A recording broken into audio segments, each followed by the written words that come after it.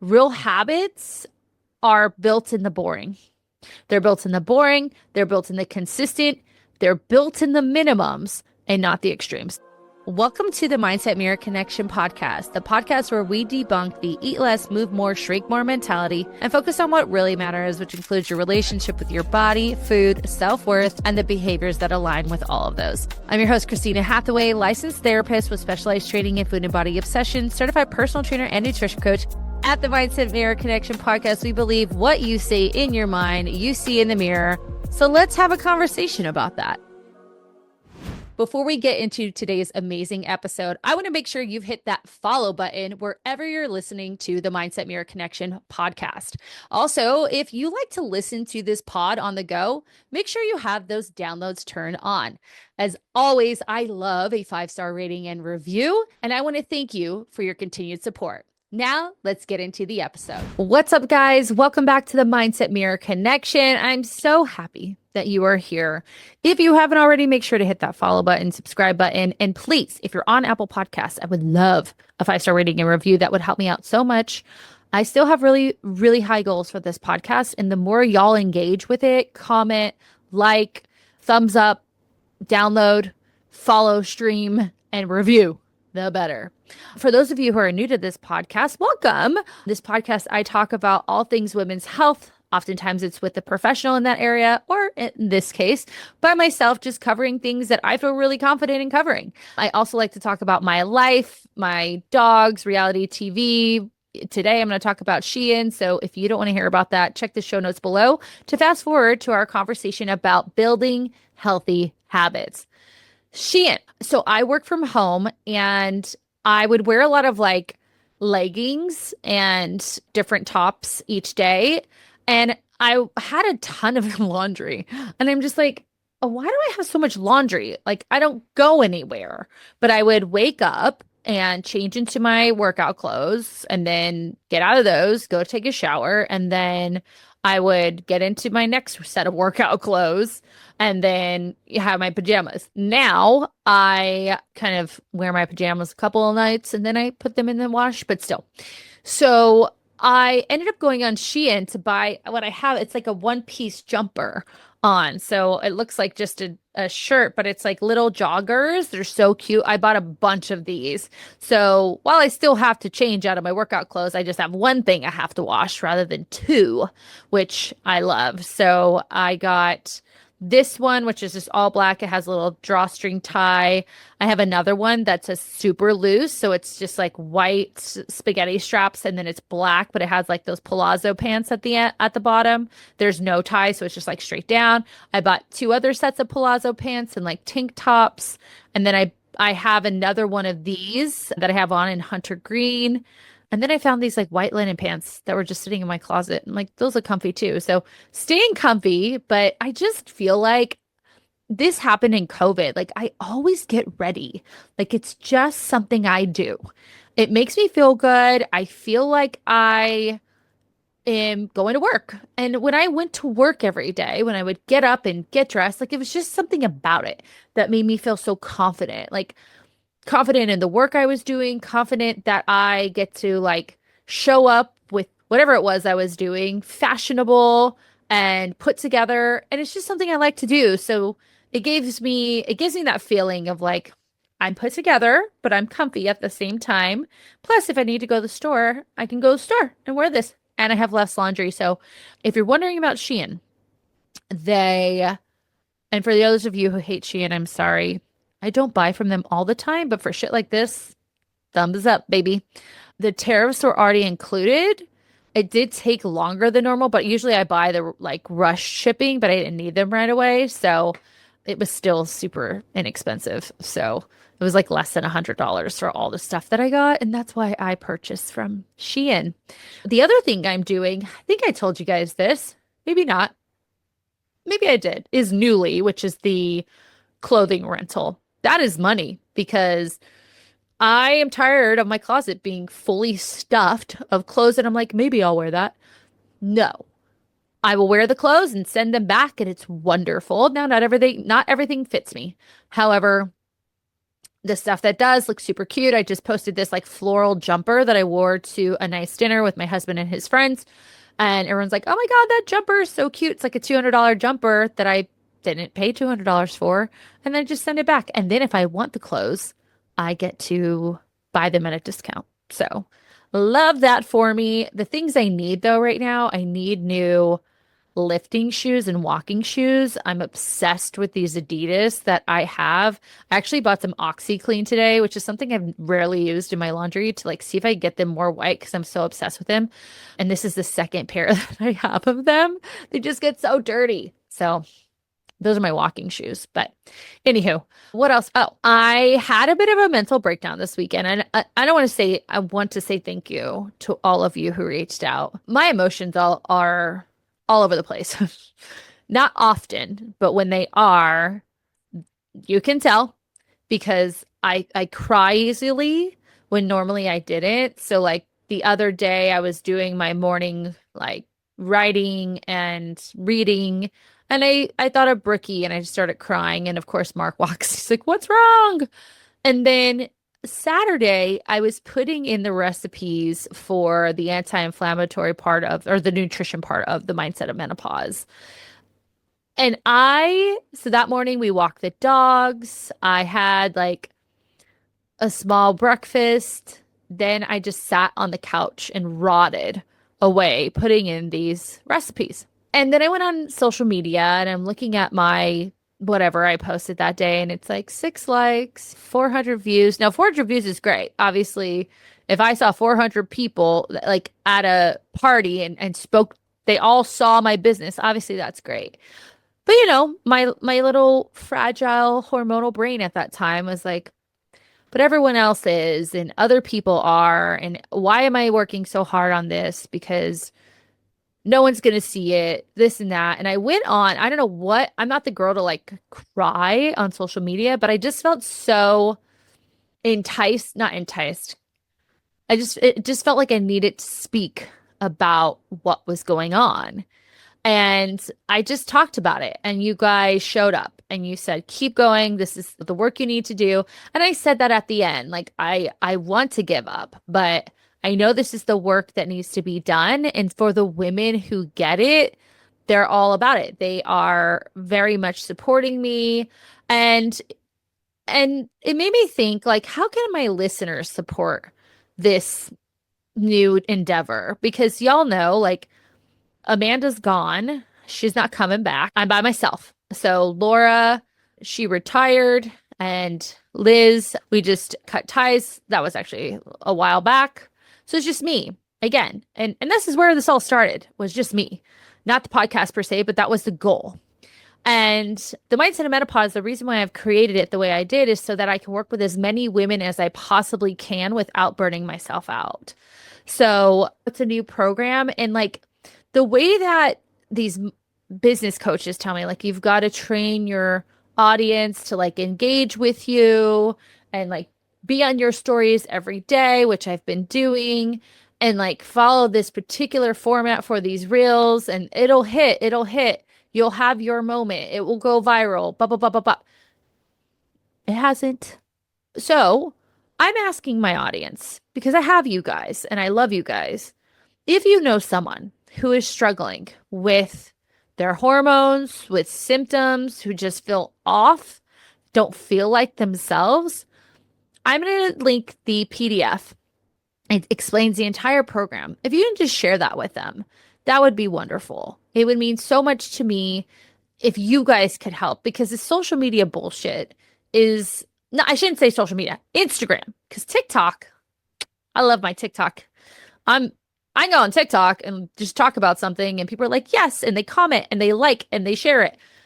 Instagram, I'm almost ready to like not go on Instagram anymore. Like, that's how annoyed I am. But if y'all could share the program with someone who you think would benefit from it, we have a paid in full discount. It is an investment. I'm not going to lie.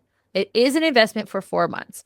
We have a paid in full discount. We have a monthly subscription option, as well as the option to use HSA and FSA or Affirm or Afterpay. So lots of options there. So anywho, let's get into the episode. So Today, I wanted to talk about creating habits that last. I was reading my 101 essays to change your life, and it was talking about that. It was talking about, how we're always so goal oriented and we're always looking at the end result. But that end result is not the thing that we need to be paying attention to. It's those small little wins that we have every single day. And it got me thinking about the book Atomic Habits and how helpful that book is in with so many clients that I recommend it to. And so I thought I would jump on and just talk about like the basics of the book and how you can implement them in your life. This is about like not having to try harder because a lot of people feel like that. They're just tired of feeling like you got to try harder, do more. And if that's you, like this is an episode for you because we're unpacking how to create habits that stick. And it's not they stick because you're more disciplined or you have motivation. Discipline and motivation are not always there. However, the ability to create habits that your brain begins to say, this is what we do right now, will make you do things even when you're not motivated, which is incredibly important. All right. Because the habits need to make sense for your life, for your stress and your nervous system, and whatever season of life you're in. So that's what I want to talk about. So, why do most habits fail? As I already mentioned, like we don't need motivation. We think that all the time. I feel like, and maybe I'm wrong, that I only start getting motivated once I see small results. But I've got to like put my feet on the ground and do the thing before I see those small results, right? And that can also be kind of toxic, if you will. It's like, oh, okay, well, I'll keep going because I'm seeing results. But then what's the opposite of that? Those are going to be days when you don't see results, and you don't want to stop. So, yeah, take that as you will. But we don't need more motivation. We need less friction in doing the thing. And being able to remove friction is so, so, so important. And I've been focusing on doing a better job with this. Like with my clients, we do a goal setting. For those clients who don't have a one-to-one call with me, we do goal setting once a month. And I'll message them back and I'll be like, hey, let's get more specific with this. Like, how many days a week? What does that look like on a daily basis? Like, if you were in 4 weeks, if you have hit that result, let's kind of backtrack and see what that looks like. Like, what are the obstacles, right? Let's think about, okay, maybe in 4 weeks I didn't get that results. I want you to troubleshoot what were all the obstacles of that. And the whole point of that is to remove the friction. So you're already hearing some of the things we're going to talk about. Habits are these things that we are built in like our ideal self, whereas goals, right, are built in this almost, I mean, and we should always be goal oriented, but like your goals and this like end result of like, I did it, I accomplished it, so I'm good. It's kind of built in that like self-worth part of you.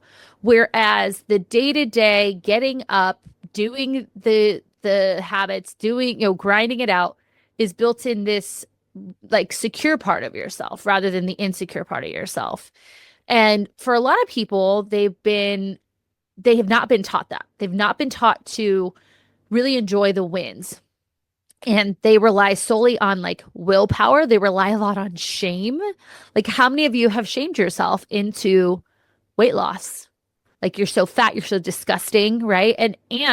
Or this like all or nothing thinking, right? Well, I'm just gonna just do all the things at once quickly and you burn out. That's not how you build habits. That's how you build self-punishment.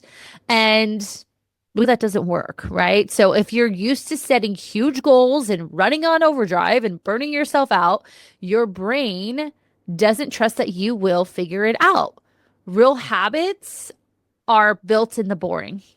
They're built in the boring, they're built in the consistent, they're built in the minimums and not the extremes. So let's get into it. You know what drives my clients absolutely crazy is they're eating clean and doing all the workouts, but they don't see the weight budge. Their sleep is all over the place. Their hormones are through the roof and they feel like they're going crazy. Yeah, it's frustrating because 9 out of 10 times it's something hormone related that no one's looking at. It's perimenopause, menopause. Our biology internally has shifted, but no one's changing the strategy as far as approach. What if perimenopause support included like therapeutic guidance, nutrition, exercise, and hormonal support all in one place? Seriously, it would be great if you didn't have to track down like 10 different experts just to feel like yourself again. That's why I created the Mindset of Menopause and have partnered with Dr. Jordan Trapp to create a comprehensive plan to your hormonal health. Together, we are making medical insight meet emotional strategy. So your symptoms make sense, your plan actually works, and your power comes back online. This isn't just support. This is your comeback season. Click below for more information.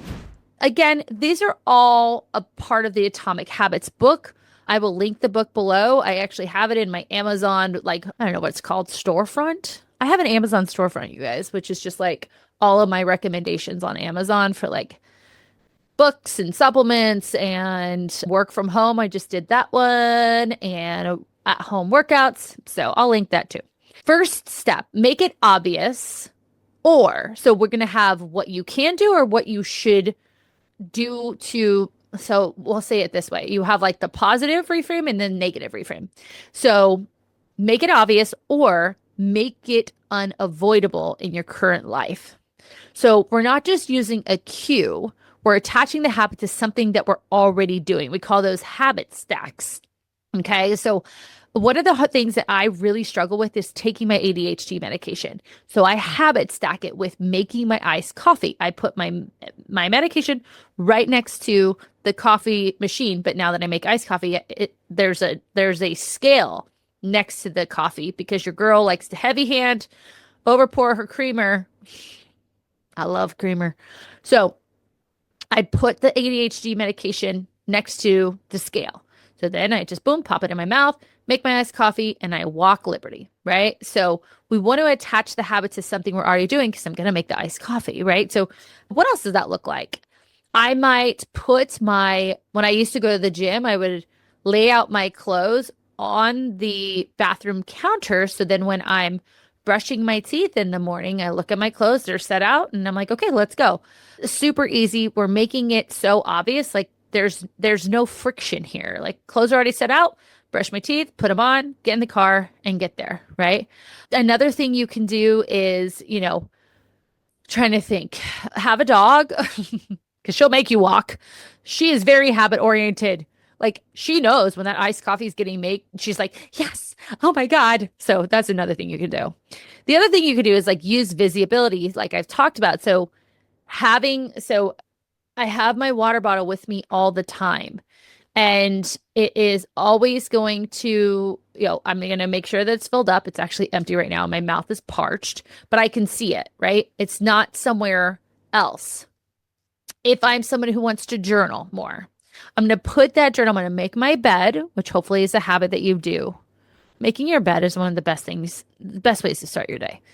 Make my bed, and then I place my journal on top of my pillow. So then at night when I want to journal or my book I want to read, it's already there. I don't have to worry about it, right? Or like I talked about, you could have your supplements next to your toothpaste or your supplements next to your coffee, right? So those are things. So don't just use a cue, connect the new habit with a habit we're already doing or make it visible, right? Make it visible to yourself. So make it obvious and make it unavoidable. Or the opposite of that, the negative reframe, I'm going to call it negative reframe. We'll just call it the opposite is put it away. So this fucking phone gets me in trouble. And I'm just like, why are you on the phone? I don't have time to be on the phone. I now, even though it's not there now, because I was on a live before this with Lauren Hill, I put this phone in my room, which is obviously in the house. My studio is in the back of the house. And then at lunchtime, I allow myself to go on TikTok and watch the Love Island TikToks and Karen Reed TikToks because that's my life. So I put it away. Like I make it not visible. Get it? Okay. Number two is make it attractive, make it align with your values, not just your goal. Ask yourself this. Who am I becoming by doing this, right? Instead of what we always say, will this help me lose weight? Or is this the right food to lose weight? Or will this make me fat? Right? Like, who are you becoming? Because anytime you choose a skill to do that is in alignment with the goal, you are that person. But we think we're going, the goal is going to make us that person. No, you're becoming that person in the moment. I am someone who enjoys working out, right? I am someone who eats nutritiously. I am someone who da da da. But what do? We want to think like I need to lose weight instead of I am someone becoming healthier. It's a very small shift in the mindset that really, like, if you start embodying this idea of who you are becoming. And this is what I ask you guys on the ideal self every single check-in. How are you your ideal self this week? Pre-call questionnaire or how are you your ideal self? Why do I ask that? Because I want you to realize you already have the power. It's already in you. You're already doing it. And the more that you recognize that and see yourself as confident and successful, that's where motivation comes from because you're seeing the positive, right? So who am I becoming? And then again, stack your new habit with something you already enjoy. So habit stacking plus habit pairing with pleasure. So say that you're like, ugh, I dread my walks. Listen to me on a podcast. But listen to music that you like, or if you like to raw dog and listen to nature. I find myself sometimes because of Liberty looking down when I walk. And when I just look up, because I walk her at 5 a.m. because it's hot here in Phoenix and like the sun is still behind the mountain. It's up. That's important because if I go too early, the coyotes are out. So it's up and they usually peace out by then. Not all the time. And they freak me out. Anyway, I look up today and it's just this beautiful rainbow. And two things about, it wasn't a rainbow. I'm sorry. It was the clouds were like rainbow colored. They had like orange and pinks and little yellow and then the blue sky, right? So number one, Brookie comes to me in rainbows. So that makes me think of her. And then number two, I was just reading my Bible because I am trying to learn the Bible. I'm not going to lie to you guys. It's really hard. It's really hard. I had to stop reading it at a certain point. It was like, that doesn't make sense. It was like, this person lived to 200 years and this person had this many kids and this person. And I was like, okay, I'm skipping that part. But it was talking about Noah's Ark and how at the end there'd be a rainbow. And I was like, oh, look at that rainbow. So what was I talking about? So not just habit stacking, but then add something that's pleasurable on top of it. So one of the things I love for my clients is they will watch their favorite Netflix show while they're working out. I would do that with a podcast. I love YouTube. I watch YouTube all the time now. So I'll watch a Mind Pump. I'll watch a Serialously. I'll watch a Juicy Scoop. I'll watch Nick Vile. And I do it when I'm working out. So now I'm killing two birds with one stone. So make it something that is stacked with something enjoyable. So this is why I tell you guys all the time, like have those pleasurable foods, right? Because I'm eating nourishing foods throughout the day. I'm eating whatever my goal is, calorie deficit during, I'm doing that, but I'm also enjoying these pleasurable foods, right? Because that's going to make you continue. Okay. Number three is make it easy. Make it shame-free and scale it down. Shrink the habit until it's like undeniably, laughably doable. 5 minutes of strength training, one veggie, one emotional check-in. Make it so it's laughable, but doable. Do not kid yourself. Do not have false confidence. Here's the thing.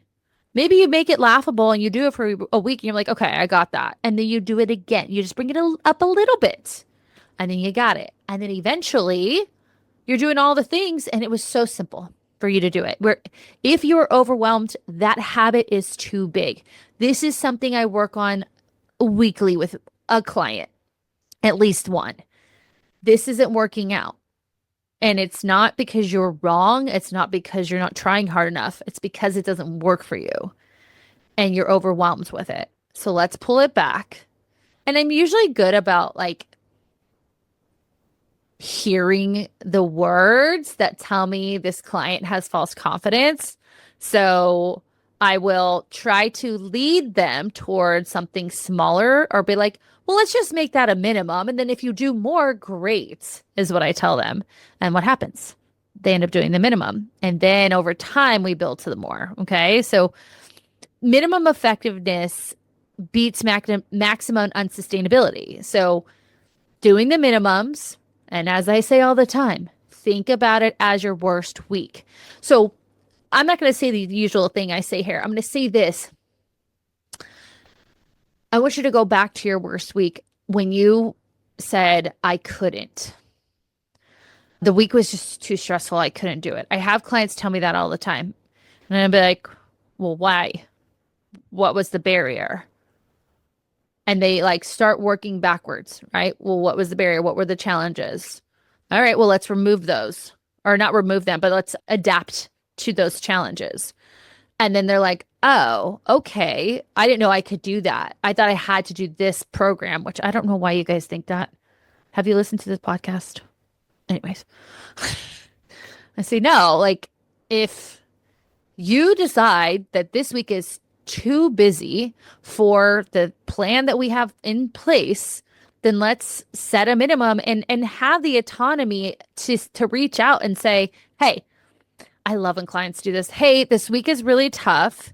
I'm finding myself getting stressed about like having to do our plan, we'll say the workouts. And I know you've told me that I can adapt the plan. So I'm going to do this instead. Great. Love that. And you don't have to tell me all the time, but like if it's like a big deal where I'm going to be like, hey, I noticed that you didn't do X, Y, and Z. And you're like, oh yeah, I did this instead. Let me know. Or let yourself know. You can have a different plan. Like this morning, again, I usually start the week working out, but I didn't sleep very well. And I woke up with some anxiety and a headache. Again, my job is to focus on my recovery right now, both for my nervous system recovery and my head hurts. So I did not do my workout. Plus, I started a new workout program. So I actually had to write it. So it worked out for me. And I worked out yesterday, which I don't normally do. So make it easy, make it shame-free, and scale it down. Laughably doable. Like, oh yeah, I can do that. I promise you, if you do that, it will make your life so much easier. I have a client right now. She got into an ambivalent place.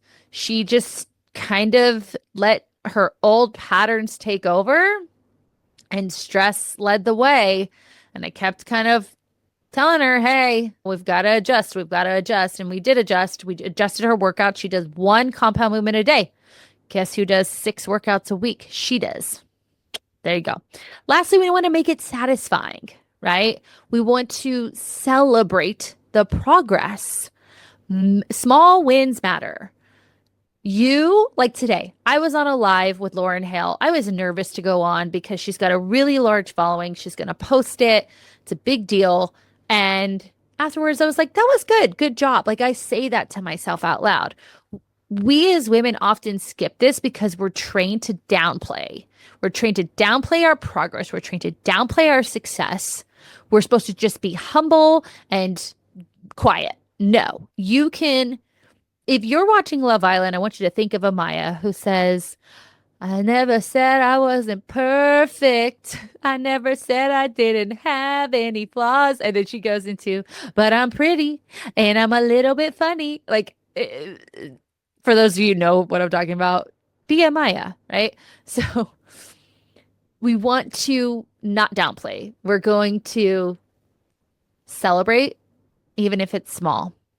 Sometimes, you guys, I celebrate something bad not happening. I will celebrate that I dropped my phone and it didn't crack.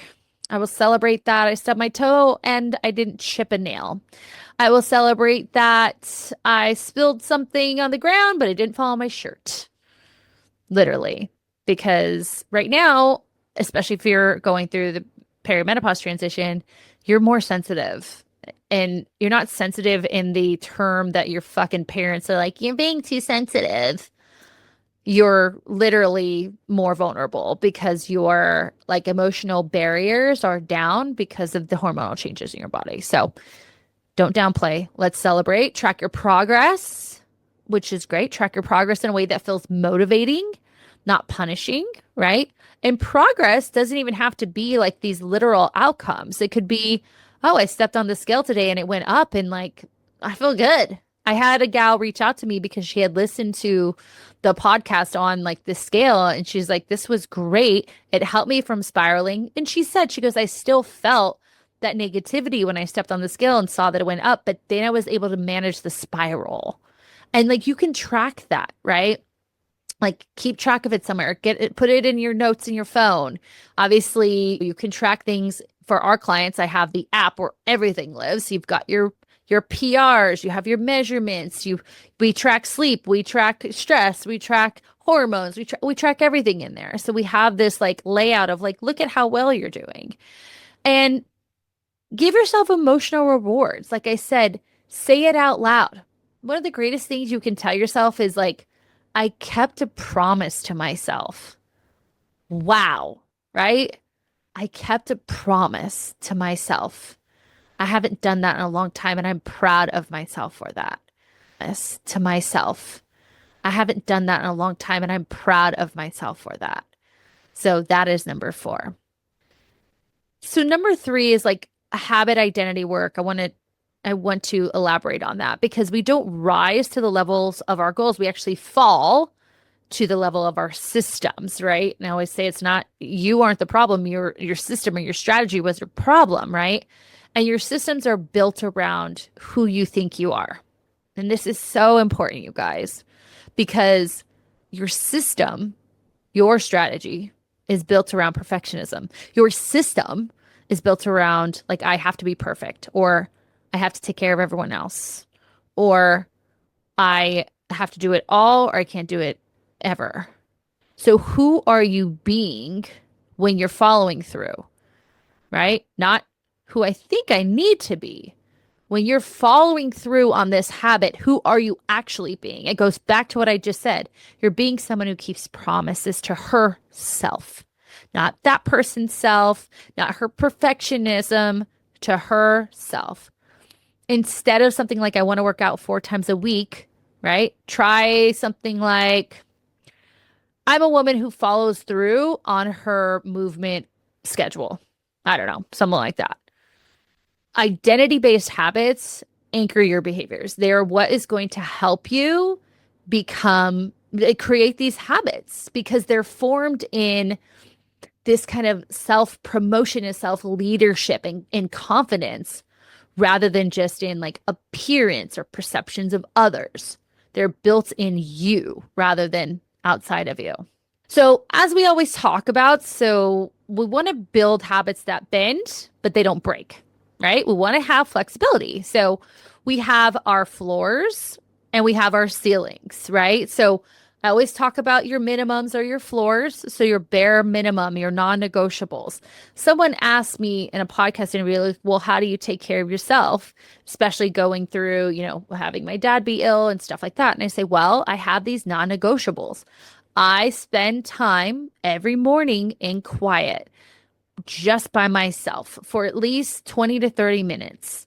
Then I take my dog on a walk. It's something I enjoy. I enjoy being outside. I listen to a podcast. I say hi to my neighbors. I get excited when my dog doesn't try to pull me towards another dog because we're training her.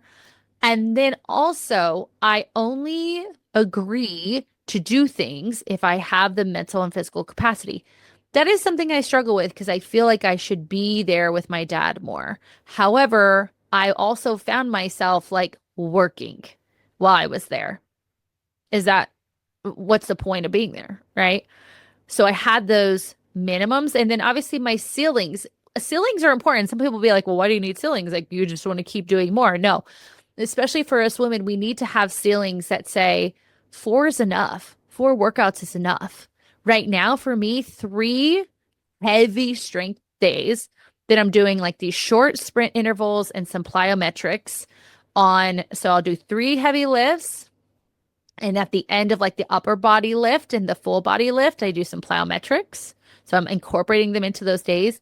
And then I have like 1 to 2 like 10-minute sprint interval days. So yes, it's technically 6 days, but it's altogether maybe, let's see, 82 hours, like 2.5 hours a week, and then the walk, right? So I have the ceiling. Okay. So best case scenario, not just in the month, but the day. What is my bare minimum and what's my best case scenario? And set that for yourself that day based on what's going on.